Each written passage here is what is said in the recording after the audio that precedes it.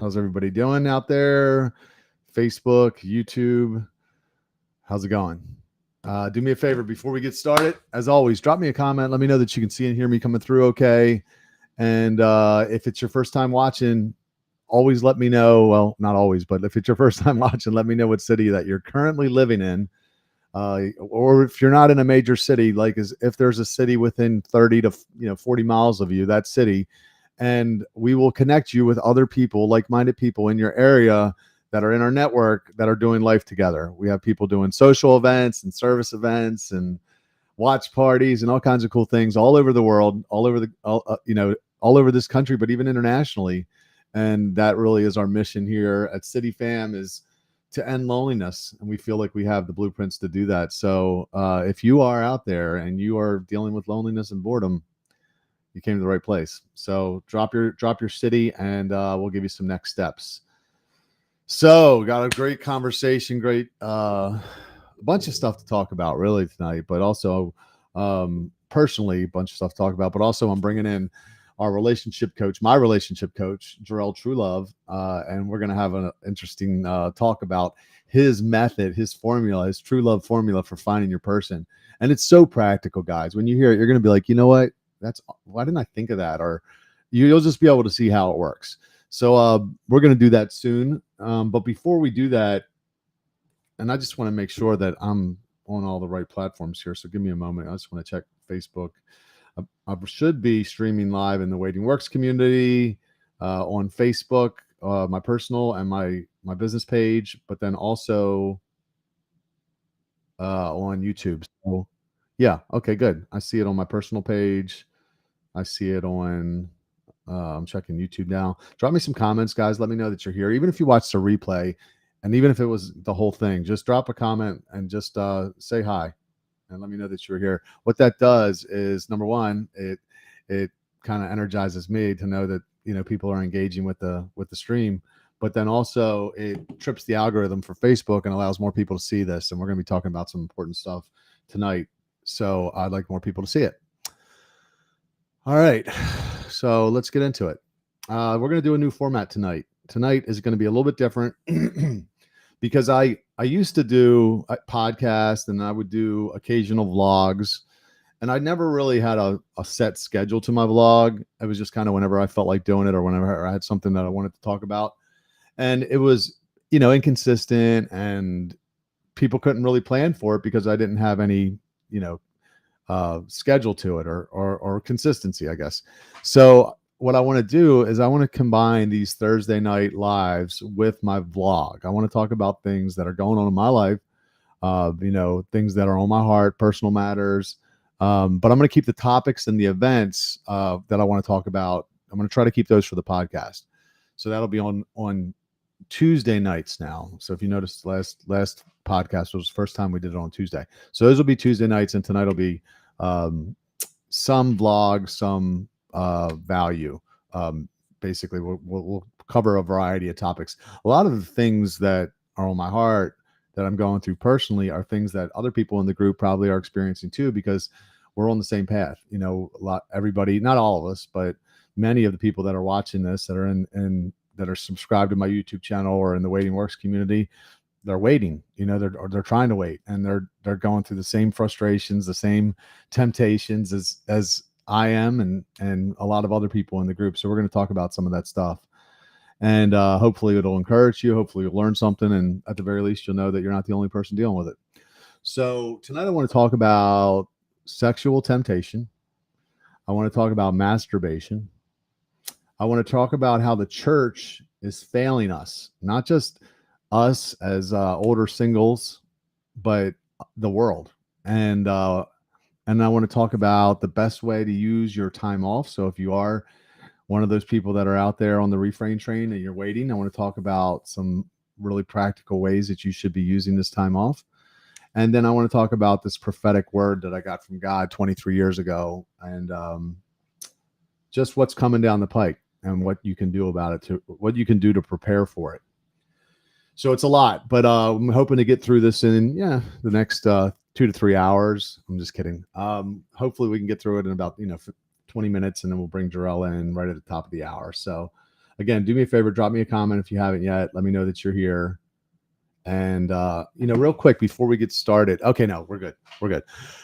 All right, so let's get into it. I had a consultation call with a guy last week. He was a 19-year-old young man, and I think he had found me through the Elliot Halse interview, either the one I did of Elliot or the one he did of me. I don't remember. But, basically he's like, look, he's like, he was a Christian, and he was succumbing to sexual temptation. He cheated on his girlfriend multiple times. And, he really didn't want to be living that way. He didn't want to be living in sin, I guess. And he was looking for motivation to not do those things. And he was asking for advice on what he could do. By the way, I'm booking free 15-minute consultation calls for a limited time with anybody that wants one. So if you've never had one, you can have a free 15-minute consultation call with me. Actually, you know what? Let me drop that in that link in the comments right now before we get into this. And this way, if anybody wants it, they can just go ahead and book themselves. But so let me find this slide real quick. Anyway, while I'm looking for that, I'll just keep talking. Okay, so he was looking for some motivation to to basically not engage in that behavior, and was just kind of asking for some advice. And actually, I got a question that was very similar today from somebody on Facebook. They dropped me a message, and their question was, is there a way for you to help men that are not sure of their sexual preference or have an addiction to pornography? Okay, so the sexual preference, it's a little bit different of a question. Let me go back to the first. So the 19-year-old was looking for motivation, or just some tools really to walk in obedience. And really kind of what I relayed to him was, I asked him what his ideal life looked like. I'm like, where do you see your life? And he had some ideas. He did. But it was a little bit vague. It was, he was in school and wanted to be married, wanted to be in the fitness industry, and really be walking with the Lord. And it was kind of vague. And what I told him is, I always go back to the vision. When your vision is cloudy, it's so easy for you to get yourself wrapped up in things that you shouldn't be doing, because like that verse said, and I've quoted it many times, without vision, people cast off restraint. So picture you wanted to go, you were flying to Hawaii tomorrow morning, and your plane left at 8:00. So tonight you would pack, you would get to bed early, you would get up at 5 or 4. So you get to the airport, leave for the airport at 5, get there by 6. You got to be there 2 hours before. Like, you reverse engineer the destination, right? And what happens is, because we're not clear on where we're going, a lot of times we veer off and we get off into what we want right now versus what we want most. So the first step is really getting crystal clear about what do you want most. Okay. Not a vague idea. Like, really articulate what you want most, and paint a very clear picture, almost to the point where it makes your mouth water thinking about it. And then once you have that, you're less likely to trade that for what you want in the moment. In addition to the fact, and what I explained to this kid was, when you start walking with the Lord and you start pursuing his plan and purpose for your life, a God-sized vision is bigger than you can accomplish on your own. And it. Like, when I started doing all this, I knew that I didn't have the money. I didn't have the knowledge. I didn't have the connections. I didn't have any of the things that I needed to accomplish the vision that God put in my brain, this splinter in my brain. And I knew that I was going to need his help. And I believed the best chance of me getting him to bless me was if I was obedient. I just didn't think that if I was out, sleeping with girls or whatever the sin was, that he was going to, show up and do miracles in my life. I just didn't, and there's there's verses that say, he has hidden his face from you so that he won't even hear. When you're living in sin, it's like he doesn't even hear your prayers. That's what the Bible says. Now, look, I'm not saying if somebody is just coming back to, or just coming around to God, but I'm saying if you're a Christian and you're living in willful disobedience to the Lord, and you're expecting God to answer your prayers on the regular, I think that's unrealistic. Actually, somebody left me a comment this morning that said, based off that last podcast I did, which was LGBTQIA, I don't know where all these extra letters are coming from all of a sudden. Like, I mean, are they discovering new kinds of gay people? I don't know where there was. I didn't know there was all those letters anyway, but those are the letters. I think there may even be more right now.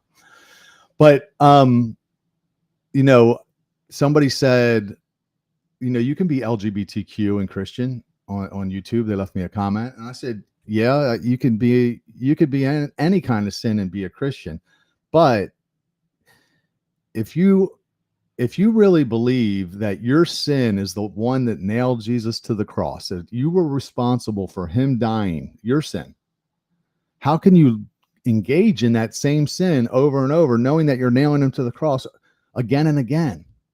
You know, like the Bible says that if we intentionally continue to sin, that no sacrifice for sins is left, but only a fearful expectation of judgment and of raging fire that will consume the enemies of God.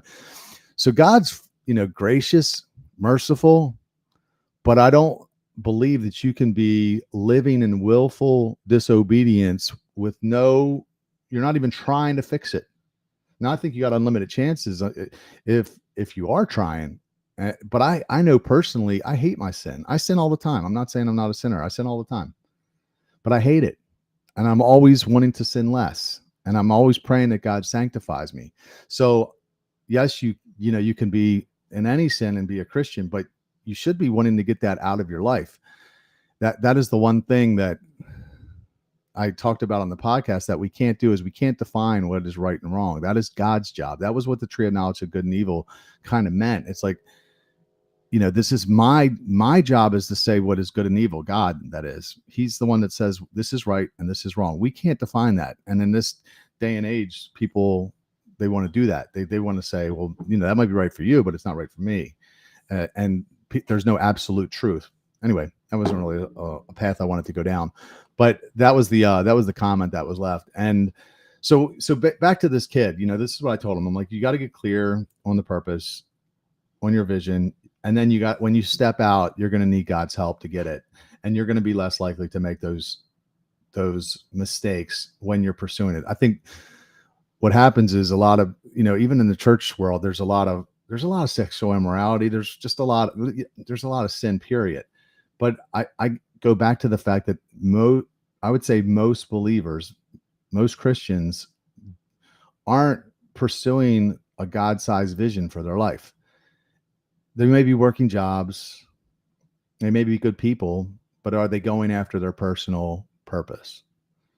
You know, that's for me has been the biggest thing that's kept me out of trouble. In addition to the fact that it keeps me busy. You know, everybody knows the quote, idle hands are the devil's workshop. So I would encourage Tim to get clear on his vision and take my course, my Unleash the Best You course, so he could figure that out and then reverse engineer a plan to actually get there. So to this question that was posed to me today about sexual preference, if someone's not sure of their sexual preference, how would you help them? Or is there a way for me to help men that are not sure? So first thing I would say to that is, first off, having same-sex attraction isn't sin. Okay. So acting on it is sin. So that may be your cross to bear. I have a cross to bear. I like a lot of things that aren't Christian, especially when it comes to sex, in all honesty. Doesn't mean I get to do it just because I like it, you know. And I used to like to have threesomes with girls, you know, two girls, loved it, did it a lot. Doesn't mean I get to do it just because I like it. So like that just because you have an appetite for it or a preference for it, that may be your cross to bear. Maybe it goes away in time. Maybe it doesn't. I don't know. But at the end of the day, if you're a Christian and you believe that there's a heaven and a hell, and there are going to be consequences to what we do here, whether we obey or disobey willfully, back to that, then that's not something to play with. You know, your eternity is not something to play with. And I don't know. I think that's above my pay grade. I have friends that are gay. They know that I don't say that it's not sin. Now, does it mean they don't get to go to heaven? I don't know. But why risk it? I understand it's because it's what I like. I get it. I like to have sex too. And I've been abstinent for the majority of 23 years, 18 of them pretty much, because I want to live in obedience to God and I want to be ready for his return. So, as far as the pornography, that actually kind of ties into something I also want to talk about tonight, which was masturbation. And I think the first thing to talk about there is masturbation, I believe, is a sin. Okay, the Bible's not really clear on it. It doesn't say anything about masturbation in the Bible. There is a verse in the Old Testament of this guy Onan that was having sex with his brother's, I think his brother died, and his brother's widow, and he was spilling his seed on the ground, the Bible said. So he was like pulling out, basically. And it said that God hated him for it. So a lot of people use that for masturbation, but I think that's a stretch at best. Like, I don't think that refers to masturbation. I don't think that's what he was talking about. However, I do believe that Jesus said that if you lust after someone in your mind's eye, that you commit adultery in your heart. Okay, so you think about if you're jerking off or masturbating, man or woman, you're probably thinking about something. It's kind of hard to climax when you're not lusting. So I do believe that it's lust. I do believe that it's sin because of that. In addition to the fact, as I've said before, a thought leads to an action leads to a habit leads to a character, and a character leads to a destiny. So if you're feeding that animal, you are on some level making it stronger. I know when I was really sexually active and I tried to be abstinent, I could maybe make it a week if and then I'd have to jerk off because I'd fed that animal so much that was the longest I could go. So now, all that being said, well, before I say that, there's also practical benefits to it as well. So if you think about sex transmutation, you can harness that sexual energy and you can rechannel it. I've done that a lot over the last 12 years. A lot of the things I've built, I believe, was because I was using that sexual energy that I had for that purpose. In addition to the fact that there's a lot of studies on NoFap. NoFap means, no male masturbation, semen retention. Okay. It makes you more charismatic and energetic and happy, actually. All kinds of things that NoFap has found. So there's practical benefits to it too. But all that being said, I masturbated last night. I did. First time I did it in 90 days. I hadn't done it, for I think early January was the last time just kind of, was frustrated and got weak in a moment and did it. And so I understand how frustrating it is when you've been single for long periods of time and you have no outlet for your sexual energy. It's really difficult because it's, if you're like me, the desire didn't go away.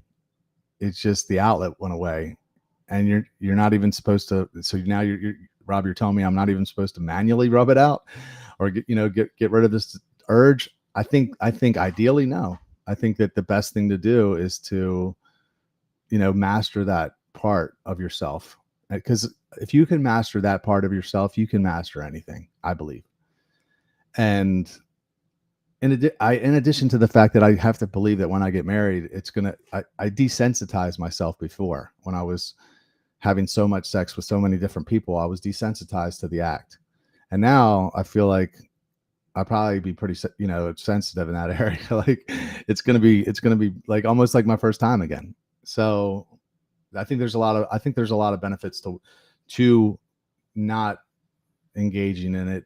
I think it is sin. And, if anybody wants, I actually have this great article that I read years ago about this covenant that you can make with God. And basically, you basically ask God to bless you if you keep it, and you ask him to punish you if you break it. And it really provides a lot of incentive to be obedient. And in addition to the fact that when I look back on my life, I'm doing things that are way beyond my ability. And I have to believe that it's because it's I've been obedient in that area for the most part. And God knows that it's costly to me.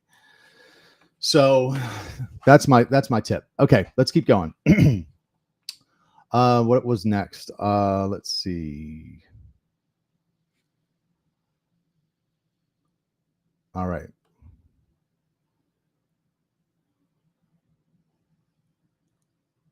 Oh, yeah. I have some notes here. So I think it's when I was talking about the frustrating part, it's like, actually I'm not going to say that. I'll tell you another time. All right. So, you know, kind of bridging on what I was just saying, when I think about the last 12 years abstaining, um, having a hard time even attracting financial resources for the things that we were doing, I feel like it would have been easier had the church embraced me. You know, if the church would have taken more of an interest in me and what we were doing, or at least if they would have had things that catered more to singles that were in their congregation. Because I see a lot of older singles, many of y'all that are watching this are probably in this bucket, and you're going through the same things. You're barely making it. You're either white knuckling the shit out of it, trying not to sin, hoping that you meet somebody, or you're falling into sin, or you're just engaging blatantly in sin and you're not telling anybody behind closed doors, which I see a lot of in the church. And I just refuse to believe that Christians want to live that way. And I think single believers should be the most effective people in the church. They should be the most effective people in the body of Christ. There's a verse that says, and I have it written down here. It says, what am I saying, brothers? Is that the time is short. The unmarried man is concerned about the work of the Lord, how he can please the Lord. But the married man is concerned about the affairs of this world, how he can please his wife, and his interests are divided. The unmarried woman is concerned about the work of the Lord. The unmarried woman is concerned about the work of the Lord, how she can be holy in both body and spirit. But the married woman is concerned about the affairs of this world and how she can please her husband. So that tells us right there that unmarried people can be devoted to the Lord and they can be about his business and not just about their husband or their wife or their family. Their interests aren't divided. And the thing is single believers are not the most effective people in the body of Christ right now. We're like the forgotten group. They have stuff for kids and they have stuff for like couples and families, but when you're older and you're single, you're kind of hung out to dry. And I think that rarely are you even put on leadership if you're an older single Christian. They rarely even put you on like a high level of leadership.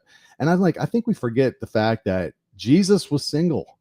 Paul was single. Some of these amazing people that did huge things in the faith were single, and we are kind of forgotten about. I did an Instagram video the other day where I was like, my life would have been so much different if they would have just taken an interest. I'm like, I was the biggest nightclub promoter in Baltimore, bringing more people to the church that I went to than anybody else by far.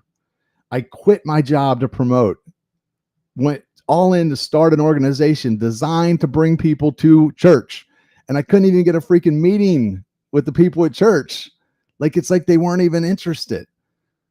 And I'm like, where's the urgency? Like, you look at the world and it's clear that Jesus is coming back soon. Like, why aren't we doing something? Why aren't we out reaching people? Like, I'm not interested in participating in a circle jerk. I want to take the freaking hill. And like, inviting people to your building is not working anymore. If it was, why is the church shrinking? And you could put the most clever marquee up, the most clever saying on that church marquee, and people ain't coming. They're not coming anymore. And it ain't a matter of just preaching a more inspiring message than you did last week. I mean, were you not preaching inspiring messages for the last, 4, 10, 15 years? And they're still not coming. So it's not just a matter of inspiring people. Inspiration without information leads to frustration. You can't just tell people, hey, you really should work out. Working out's really good for you. You should go work out. If somebody ain't never worked out, they're going to need a workout plan. People need a plan, which is, kind of like the GO method, why we designed that. But in all honesty, I couldn't even get churches to do it when clearly it works. So, I have to believe that we're going to fix that, though. I'm venting a little bit because this is something that was on my heart, and you probably heard me say some of this stuff before. But I'll tell you a story. This is a story. When we started City Fam, I started it with a guy named Billy Lofton. He was a co-founder, and he went to college. I'm not going to say the guy's name because I don't want to embarrass him. But he went to college with a pastor. That pastor is a big church in our area, and they were best friends. They were college roommates. They were best friends. And this guy takes over this church where they're bringing in multi-millions of dollars every year through their tithes and offerings. And we went to them like 5 different times and asked them if they could support us. And they did not support us. Well, I think we got one $500 donation over the course of like 8 years that we've existed. I was trying to get Billy to leave his full-time job and build this thing with me, and we couldn't get any financial support. And I'm like, I don't, like you're passing an offering plate to do this. You're taking people's money. This is your job, and you're not doing it. I mean, not at least in the way that's effective, because the church is shrinking overall. Now there's a couple outliers out there. There might be a few churches, that Amazon effect, where you get a couple churches, like a Lighthouse Church in my area is growing, but the majority of the churches are shrinking, and overall the church is shrinking badly. And it's time to embrace another way. And I know that churches have other things to do besides reach the lost, but keeping people out of hell has to be at the top of the list. It has to be the most important thing that we do. I know there's programs for people and all that stuff's important, but keeping people out of hell, that has to be number one. So, what I found is, for a while I was quiet about it, and I didn't say anything. I just thought if we added enough value, eventually that we would get the support. But now I'm not doing that anymore. I'm gonna make noise about it, and maybe we'll wake some people up in the process. But and in all honesty, it's almost cruel, actually, if you believe what the Bible says. If you really believe what the Bible says, and you believe what Jesus says, that if you don't believe in him and you die, that you don't go to heaven. And you're not out telling people, with the way the world looks right now, with all the shit that's happening, and you're not out in the streets, like, not just in your holy huddle. Like, that's the thing that gets me, is like, church people like to hang around church people, and they like to speak their Christianese. But when was the last time you brought somebody brand new and watched their life change? Because if you haven't done that in a while, then you might want to rethink some things. Like, even people, sometimes they'll come in City Fam, like church people, that is, and they'll come in City Fam and they'll meet a bunch of people and they'll like it for a while, but then they'll find something to complain about. It's not perfect. And then they'll leave, but then they'll only hang around people that they met in City Fam. And I'm like, okay, I get it. We're not perfect. I'm not perfect, but it did work for you, because you're only hanging around City, all these people that you met through the organization.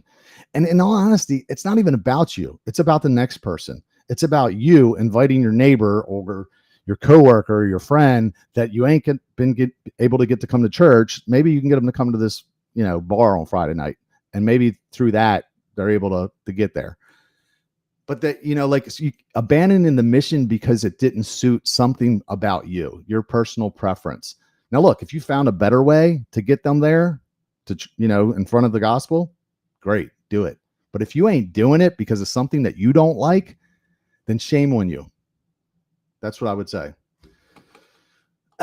So I'll get off of that soapbox now. But I want to bring in Jarrell, because he's ready to come in. I did want to quickly talk about, I'm going to skip over the waiting part. I wanted to talk about this prophecy, this end times thing that I mentioned, just because I've been putting up a lot of lives about it, and I'm not trying to freak people out. So 23 years ago, real quick, if you don't know what happened or don't know the background, the context of the story, 23 years ago, I was the biggest nightclub promoter in Baltimore. I was a stripper working for all the entertainment agencies in Baltimore. I was a bad guy, but I liked being me. I was popular and I made a lot of money and had a lot of fun. And I went to Cancun, Mexico with a group of people, and first night there, after partying like a rock star, woke up in the morning, got baptized in the Holy Spirit. I prophesied I didn't even know what it was. I just knew God was communicating with me, and he started telling me things about the future. For 23 years, I've been telling people two things. There's four things basically I told me, but the two big things was that the economy was going to collapse. Actually, I'm not even going to say the second one. First thing, economy is going to collapse. The dollar is going to become worthless. Not a recession, not a depression even. And the economy is going to collapse. The dollar is going to collapse. None of us have ever lived through anything like this. So what I'm encouraging people to do is prepare. I'm not saying panic. Don't panic. My sister said, "You look panicked. Are you okay? You look panicked." I'm like, I'm not panicked. The people that are going to panic are the people that don't prepare because they're not going to be ready. When Paul Revere was riding in telling them the British are coming, he wasn't like trotting in. He rode in yelling, "The British are coming." This is serious. I'm not panicking, but I am sounding the alarm. Prepare. What does that mean? You got to do what you can. I don't know what your situation is. Get a food pantry going. Maybe you get a shotgun if you don't have a problem with that. I mean, I think home defense was going to be a good idea. I wouldn't be sitting on large amounts of cash that I don't need to pay bills. So I would buy some gold and silver. Even the smart investors, even people that disagree with me, say diversifying is a good idea. So I would buy some gold and silver, and I would just cultivate a group of like-minded people. I would be around some, have a network of people that are like-minded to support you. City Fam is great for that. Maybe a faith community. These are the things I'm suggesting, but don't just sit around and not do anything, because I'm telling you, I'm staking my reputation on this. Like, this is going to happen 100%. I don't know when. Now there's a lot of talk now about it. Before I've said this for 23 years and people just rolled their eyes at me and thought I was crazy. Now people are starting to realize, oh, maybe he's right. I am right. And it's not based on my opinion. I'm not a fortune teller. The Holy Spirit came over me and told me this. And I believe it's leading up to I don't know when when I say the end of the world, I don't know when the rapture happens. I don't know. It could be today. It could be later today. We don't know when the rapture is going to happen. It's not going to be later today. But it's probably going to be in our lifetime. And I would say it is going to be in our lifetime based off of what I believe God told me. So, listen, it's going to be great. It's going to be great when it happens, because all the Christians are going to go to heaven, and we're going to be there with Jesus for eternity, and it's going to be paradise. It's going to be kind of hard before then, though. Not just for the believers, but for the unbelievers too, because, if you believe what the Bible says, there's people that they're given this mark. They deny Jesus. They take this mark so that they can live a little bit longer. And then they have to go through the second half of the tribulation. I know this sounds so crazy. I hear myself saying it. It sounds like fairy tale. It sounds weird. Like, Rob's crazy. You hear the shit he's talking about? Guys, this is real life. This isn't sci-fi. This is real. Okay. I know it sounds crazy. And I believe that maybe that's why God chose me, because I'm so carnal. I'm so like 6 feet in front of me. I was never deep, I was very just carnal, but it's true. Everything I'm telling you is true. So look, prepare. If you need some help finding, knowing how to buy silver or gold, drop me a message. I'll point you in the right direction. A friend of mine went out and picked up $20,000 of gold and silver today. And, I can help you with that. Actually, I'll just drop the number. You can call Monex. It's 1-800-949-GOLD.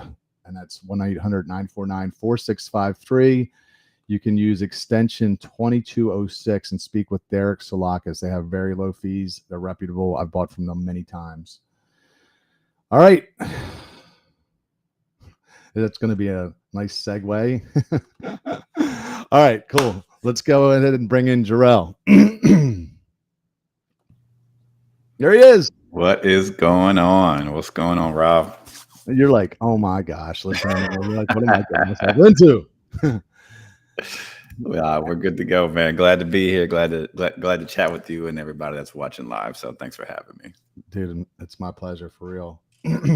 So just tell everybody who you are and where you live and how you became a relationship coach, and then we'll get into why I decided to hire you and maybe some of your process. Yeah, absolutely. So for those that don't know me, my name's Hansjörg Schrade, and I am an author and relationship coach, and I live here in Houston with my beautiful, amazing wife. And Delicious. thank you, thank you. And so, yeah, I wrote my first book, Friends First, back in 2018. I published it in 2021.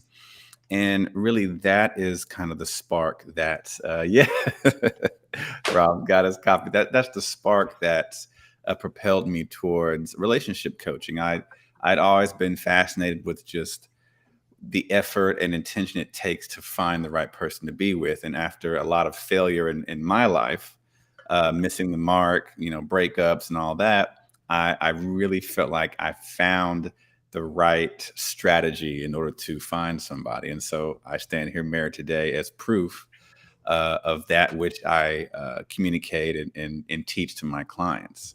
And the main foundation of what I tell people is just it's all about doing what you need to do to make an informed decision. And that really is the key word. It's not a decision that feels good. It's not someone that makes you happy even all the time. It's an informed decision where you do your best to answer the question, what does life look like with this person? Not just this date or this week or even this year, but what does the rest of my life look like with this person? And I believe if we follow a certain blueprint to get to that answer, that's when we can find somebody, get married, and more importantly, remain married to them and not have to go through a divorce. So yeah, in short, I help my clients go from single to married. I love it, man. That was what got me, dude. That was your tagline when we were in Destin, Florida. I help single people get married. And I kind of share my my frustration. I guess it just like here's like the typical thought pattern. Okay, I'll see a girl, right? That maybe I'm like physically, and it's always physical in the beginning, right? It's someone you're physically attracted to that catches your eye. Yeah. And then you'll consider like there was a girl recently and we were just chatting a little bit. And I get to the point where I start thinking about the future. I'm like, well, wait a second. So she's going to move here. And then hold on, what about her kid? And then because I haven't answered the questions, like, am I on board for being a stepfather? Yeah. Or what am I even looking for? And that's the thing. It's like and for me, at least, I don't know if everybody else feels this way, but for a man, it's a lot of pressure because you're choosing one person. It's got to be one of the most important decisions of your life. If not, besides accepting Jesus, I think that's number one. But second, I would say is choosing who you're going to marry, because it's got such potential to either make or break you. Yeah. Like you see people that get divorced and they're just wrecked. They're like, it just destroys people. So choosing one person, like, I think that's why people they just have sex outside of marriage, because it's like, I don't want to think about it. It's too much. It's like, I don't know. I mean, you're pretty young, and let's just hang out. And then you're having sex, and then boom, you're got a soul tie. And then you're like wondering, well, I wonder if I could be happier with her, but then you're stuck to her. And I was like, so when I met you and you're like, look, we're going to design 100 questions based on what you want, what you need, what you've been through, your trauma, all that, your, coping. Not what was, what would you call it after the trauma? Was your conflict resolution skills. Yeah. So based on all that, you designed the 100 questions for you, and then you ask the person those questions. And like you said, if they can get through 100 questions, it's probably a pretty good chance that they might be the person, because most people ain't even going to make it past 20, you said. And I was like, I can totally see that. So I know for me, what that would do is when I did choose the person, when I do choose the person that I'm going to spend the rest of my life with, having done that process will give me such peace of mind, because I'll know that I vetted them. I know that I looked inside myself. I know what I'm looking for. I asked this. I might have to go through 50 girls. I don't know, but know that I asked, I looked and I searched and I found this person, and they fit me. They are compatible with me. I asked, and that would give me such peace of mind, so that God forbid I ever have that thought come back, which is like, I wonder if there's someone else I could be happy with. I don't think I'd even think that, because I'd be like, no, I went through this process and I know that this is what I was looking for, versus just, you meet somebody and then it's all hot for a moment. And then you're like, then you are wondering, because you didn't vet anybody. You didn't search yourself. You didn't ask them any hard questions in the beginning. You just kind of got into something, and then it crashes and burns. Or even if it doesn't crash and burn, maybe you just have that nagging thought in your head, like, I wonder, if I made the best choice. Maybe there was somebody Yeah. that was better if I would have waited a little longer. Yeah, yeah. I mean, I agree with everything you said. When we get with people, we usually just ease into it. We trip and fall into a relationship. We typically get intimate very quickly. And then kind of pointing back to what I said earlier, as long as everything feels good, then in our minds, we're thinking, hey, green light, it's going well, as long as we're not arguing too much. Having sex on Right, as long regular. as the sex is good and I can bring them out in public in front of my family and just a lot of surface level stuff.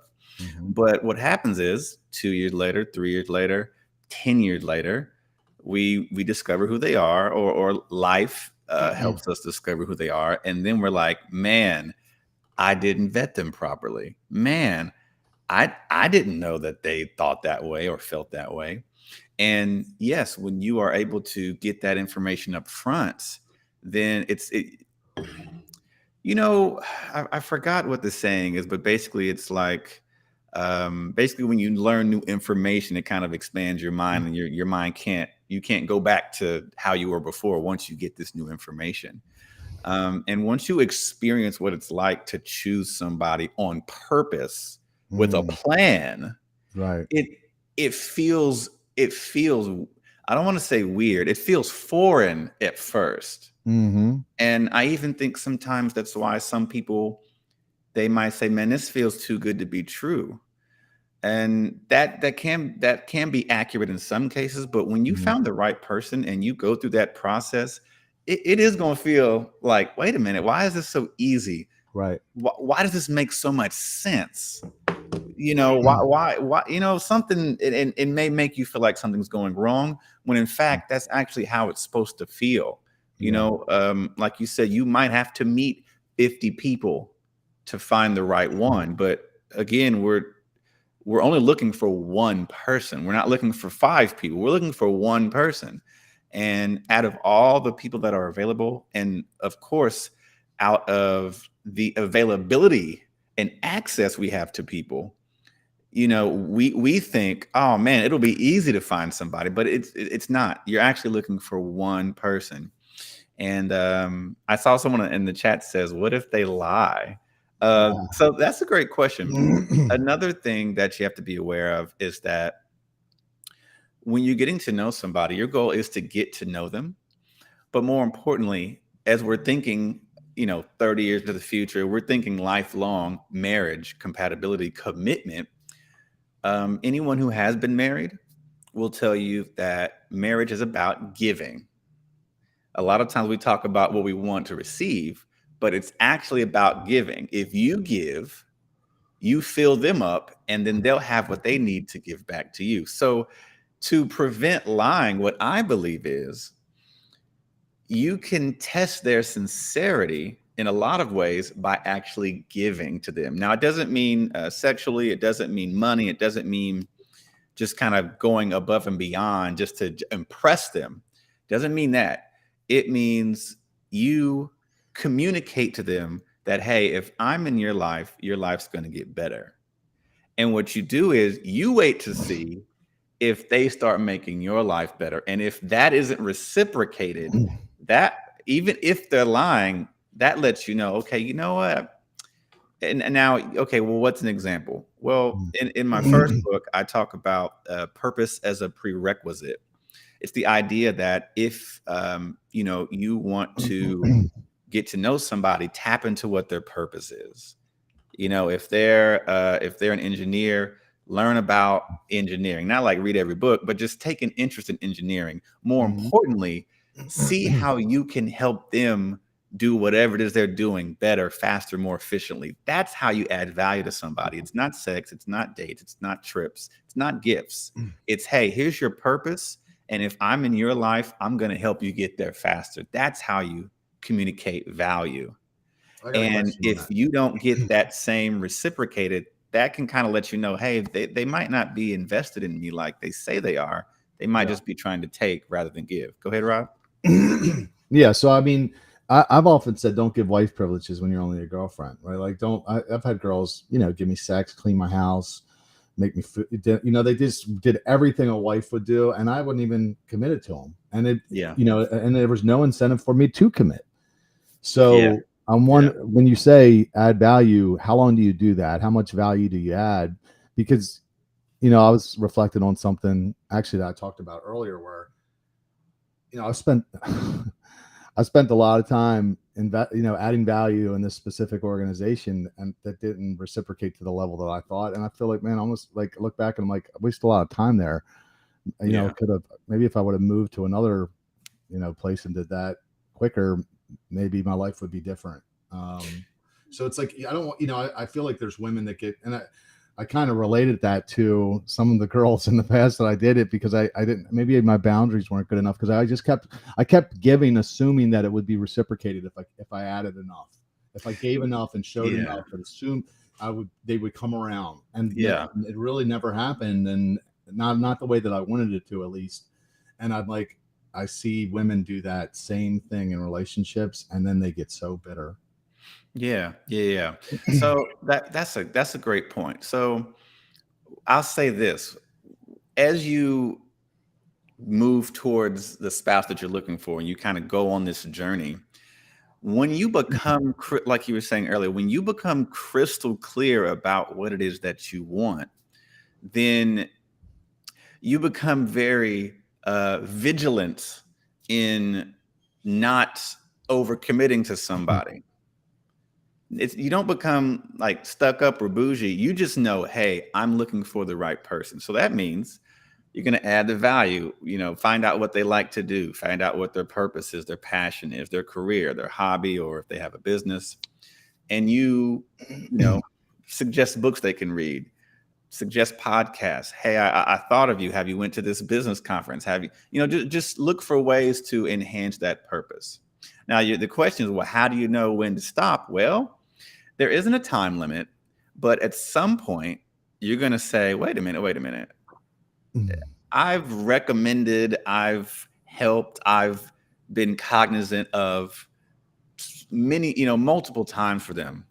And but like I said, once you're on this journey, you'll be sharper, if that makes sense. You're not just going to be out here, let me just give, and they'll turn it around eventually. You're gonna start to be like, wait a minute, the way they reacted, or their lack of reciprocation, I don't think that this is the type of person that I want to spend the rest of my life with. And so it doesn't have to be a negative conversation. It could be like, hey, is there anything you can recommend? You can kind of see if you can pull it out of them a little bit and kind of prompt them. But what I found is that as you grow in your journey, you'll become more savvy with how you communicate. It doesn't have to be, I'm mad you didn't do this. It's, hey, have you thought of doing this? Tell me why you haven't done this. Hey, have you noticed I've been doing this? How do you feel about that? Hey, when someone does something for you, how do you typically respond? There's so many different ways you can approach it, to just really try to uncover, okay, maybe there's a reason they're not reciprocating. But anyway, my ultimate point is you give, but if you don't see it reciprocated, then you stop. Yeah. You take a step back, and then you reassess. Maybe have a conversation.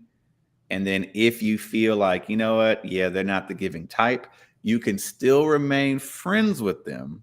You just know that the romantic part isn't what you're looking for. Right. That's why you do that. So anyway, what are your thoughts on that? that? I love it. I think there's real value in being missed. Because if you don't give anything, then there's nothing to miss.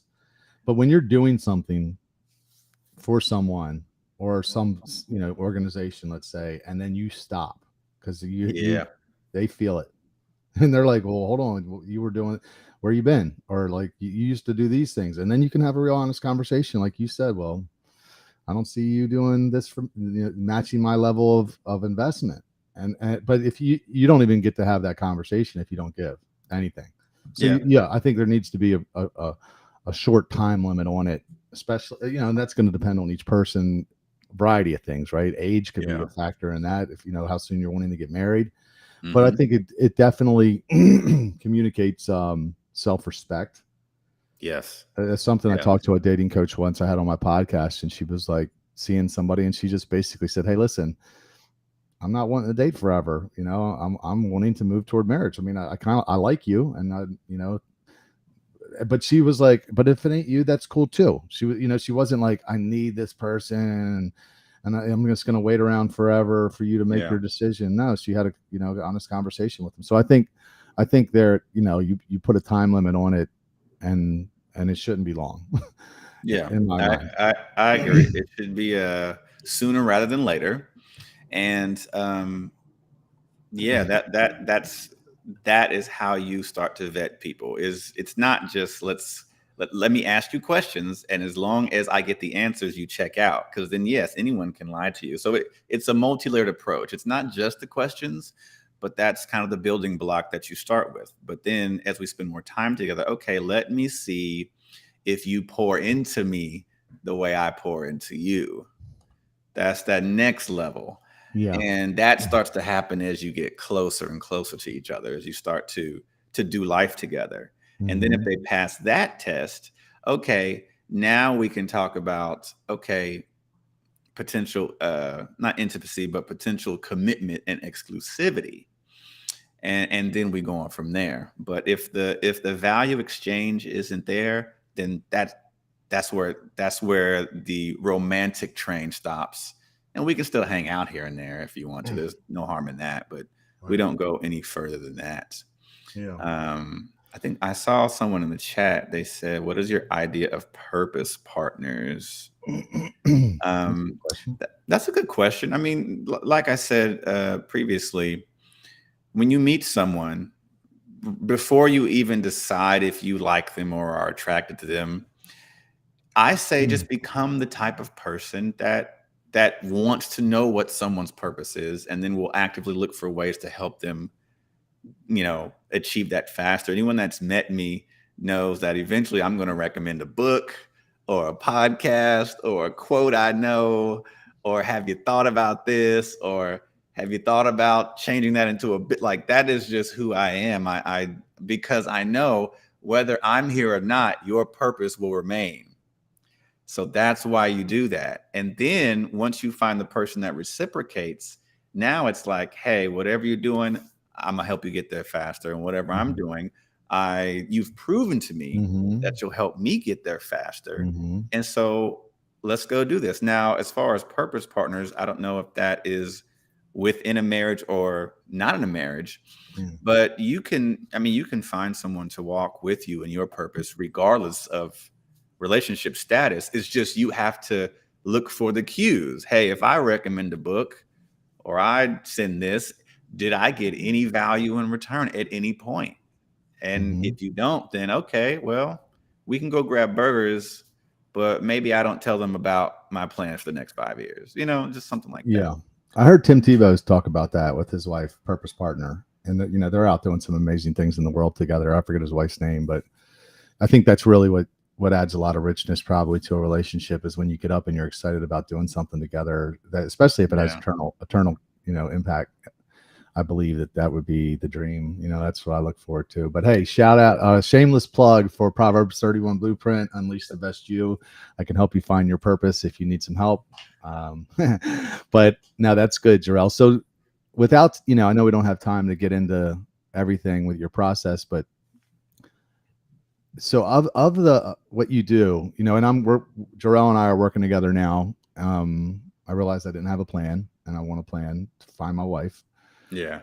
Like many people out there, I assumed it would just happen and I would just know, and that hasn't happened, and I haven't just known. So I'm excited about putting the questions together. I got some girls that I want to ask the questions to. In all honesty, I'm kind of like Yeah. excited to ask them. But I'm working through right now the trauma part. That's the first step, is kind of Yeah. understanding things that you've been through in your past, and where these negative uh, emotions and reactions come up, and negative thought patterns, and tying them back into where they originated in your childhood. So that's where I'm at. I'm at the very beginning. But I guess my question is how important, what role does the 100 questions play? Is that like the real meat and potatoes of it, is the 100 questions, or is there other components? Yeah, that's a great question. So there's a few components. There's three. The first one is getting crystal clear about what you want. Now, a part of that is dealing with trauma, because before we know what you want, we have to talk about, okay, what have you been through? And we have to make sure that what you've been through isn't informing the idea of what you want in a negative way. I know that not everybody wants marriage, but let's explain, or let's dive into, okay, well, why? And I try to not challenge it, but just get you to uncover your what you've been through and how that might be affecting your true desires. But I will say the majority of people do want to be married at some point. They just might be afraid that they can't get it, or afraid that if they get it, they might not be able to handle it. So we have to get clear about what you want. Not just one day I want to be married, but hey, if you met the right person today, you'd like to be married in 24 months, you'd like to have 2 kids, you'd be willing to move from Texas to Baltimore if the right opportunity presented itself. You'd like to retire when you're 62. You'd like to go on vacation once. Like, you know what I mean? You can get so detailed. And the reason we want to do this is because we want to be so clear that when we meet someone, we'll know very quickly whether it's a yes or a no. Romantically, we'll still get to know them, and perhaps we could be wrong. But after a few, like I said, after a few questions, which leads me to the second part, you'll be able to uncover, yeah, there's nothing romantic here, but I still might want to get to know them. Part two is learning to articulate what it is you want. That's where the questions come in. Your questions are going to be pointing back to what it is you want. And that also makes your questions clearer and more relevant and profound to you, right? Because the questions have a purpose. Now, I said 100. It could be more, it could be less, but 100 is a good starting point, because it's going to make you start thinking about stuff you've never thought of. And that's another point about the exercises. Most people haven't even haven't even thought of 100 questions. And when you sit down to the exercise, it really, it stretches you to think about, man, I didn't know that I wanted someone who did or did not do this. So I could talk, ad nauseum about that part, but the questions fit into that middle portion, learning to articulate what it is you want in the form of questions, which lead to better conversations and understanding. And then, of course, the last part is picking the right person, or what I say, only entertaining the people who want what you want. And I would say that's not easy, but it does no good to be clear about what you want, articulate it masterfully, and then pick somebody that isn't that, because it feels good, or because I'm lonely, or I'm sad or depressed, or I wish someone, it's December and it's cuddle season, I wish I had somebody. So that third piece, a lot of us kind of fumble at the finish line, and that last part is important. Once you get all this in place, it's following through with it. And when you ask a question and you get an answer that says no, you rest, because it's okay that it's a no. You're not trying to say, well, but everything else was great except for this. You know what I mean? It's like, okay, well, then what's the point of the questions? Let's just blow the whole system up, right? So that's kind of what it entails, that 3-part framework. I totally thought that, because we talked about it, because I know there's been people, for example, that I wanted to, they might have a certain skill set, and I'm like, I really want them on the team, city fan or whatever, and they're just not their values are not aligned, and it's like I'm trying to talk myself into, but they're a pretty good person, and really, that they're not the person, but it's like you want them so bad. So I can totally see how that would be true. They say the heart wants what the heart wants, right? But you have to, I guess, trust the process. But it's good, Jarrell, man. I appreciate you coming on. Man, absolutely, man. Always a pleasure to chat with you. Yeah. So, hey, are you offering a free consultation call? Yes, I am offering a free consultation call. So if anyone wants to grab 30 minutes with me, I would love to learn more about what your pain points are, what your ultimate goals are, and then tell you a little bit more about the solutions that I offer in the form of coaching. I am working on a new masterclass. I'm actually going to record it tonight. And so if anyone might want to get on the waiting list for that, they can drop me an email. But yes, if you have that link, Rob, people can grab some time with me. And I would love to be as valuable as I can. Whether we work together or not, I'd love to connect and get a chance to meet everybody. So thank you. Yeah, I'm going to drop that in the comments right now. Pick a free consultation call with Terrell. Yeah. Do we have a hard stop right now, Rob? We have maybe 2 more minutes. There's a question. We can take it. Yeah. You got a question? There's one more I want to tackle. Sure, It says, can he talk a bit about compromise? Great question. Great question.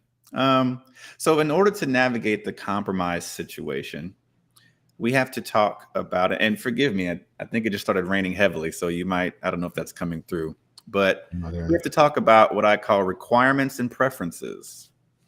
And some people say standards, but I call them requirements, things that this potential spouse has to meet or it's a no-go. You can call them deal breakers, whatever you want to call them, requirements. Now, we have to be very clear about those, and those can change over time. A requirement is, hey, if all of these are met, I will consider marrying this person. Now, your next category is your preferences. Now, your preferences are, I would like to have these. These would be cool to have. But as long as my requirements are met and these aren't, I would still be just fine. Now, the problem is a lot of people don't write this list out, or if they do, they're not intentional. It's more of the, 6 feet, 6 figures, 6-pack type of stuff. But that's not gonna, that doesn't automatically result in a lifetime of compatibility in which you get married and stay married. Requirements is going to talk about like someone's integrity, their character, if they have their purpose, if they're a believer, if they tithe, things like that. Even some people are like, hey, when I'm getting to know you, I don't want to text. I want to talk on the phone. And some people might be like, well, yeah, I'm too busy to talk. So just think about the scenarios you've been in where you were like, this doesn't work for me. And those can be requirements. And then, of course, the preferences are the 6 feet. Right. But the requirement is believer, if that makes sense. If you have those in place and follow through with them, then you're not going to be in a situation where you end up compromising, or at least you shouldn't, as long as you follow through and stand strong. I think about so many couples that you hear about where you're like, oh yeah, my mom's Jewish and my dad's Catholic, and I'm like, damn, how'd they make that work? Like, all these years, right? Like, I mean, that's a hell of a sacrifice to make. That's a hell of a way to, if you're going to settle on something, like, damn, that's a huge part of your life that you can't share with somebody. I mean, and look, I ain't never saying never, because I'll go out and end up falling in love with an atheist. I doubt it. I really doubt it. I don't think that could happen. But never say never. But it's just like, to me, I just don't get it, man. I'm like, how could you do that? Like, I don't. Or somebody that is a believer and they're dating a non-believer. Like, I know for me, God's such a huge part of my life. Imagine coming home to your person, like, oh my God, I was praying about this thing and I feel like God told me. They'd be like, you're crazy. They're like, crazy. Okay. You think God talks to you? Like the whole lens that I view the world through. I can't even talk to you about it. It's like, I mean, just because I thought like I was really attracted to you, I don't know. I don't know about that one. Yeah. But I don't know. I've been pretty tired. I've been pretty tired of being single lately, and I've thought, man, maybe I'll missionary date. And I've been against that, but I was like, maybe I'll do that. I'm kidding. I know you wouldn't allow me to do that, but anyway.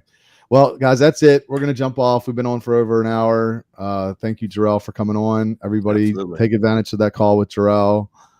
Again, he's the only coach that I decided to hire from Rise. Not that the other ones weren't great; they were all great.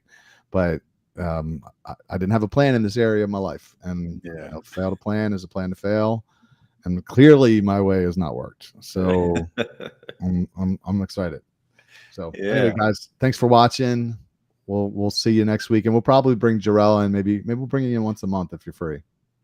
Yeah, once a month is usually good. I know my schedule fluctuates, but if we could plan it out in advance, then yeah, I'd love to chime in and again add as much value as I possibly can. So Awesome. Everybody drop a couple hearts or likes or wherever you're watching, thumbs ups for Jarrell giving us his time, and we'll see you next Thursday. Yeah. Love you guys.